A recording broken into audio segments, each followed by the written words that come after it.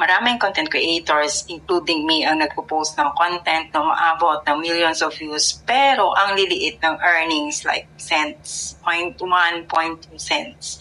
If you are wondering bakit ang baba ng kita ko or ang kita natin, here's the real explanation. And yes, it's not just you. Hello everyone, Unbox here, CEO of Social Surge, and I help beginner content creators grow and earn online. Kung isa ka sa mga content creators under Facebook's beta content monetization, alam mo na nakakagulat minsan kung gaano kaliit ang kita kahit consistent ka mag-post. Here's the thing, the beta monetization program is still being tested by Meta. Hindi pa ito fully rolled out sa lahat, so pare-pareho ang experience. Some features are missing, some regions get limited ads, and yes, earnings can be very low even with millions of views.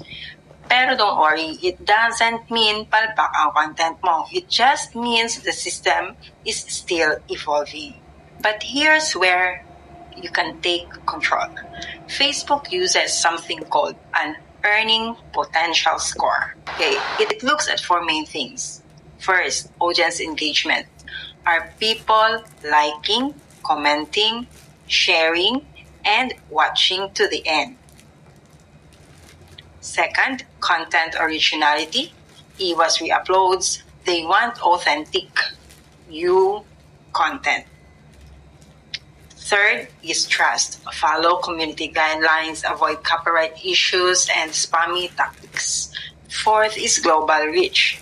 The more international your audience, the better your potential earnings.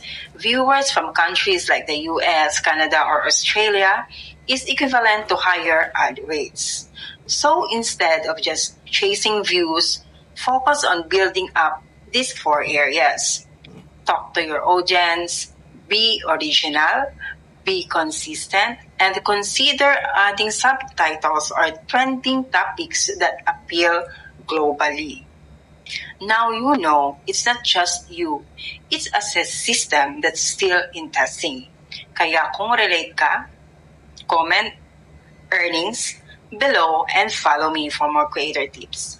Let's grow smarter, stay consistent, and prepare for when full monetization rolls out. Your content has value. Now, let's position it to earn. And sa mga hindi pa po invited sa beta content monetization, mag-send na po kayo ng interest by clicking the link na ilalagay ko po dito sa comment section ng video na ito.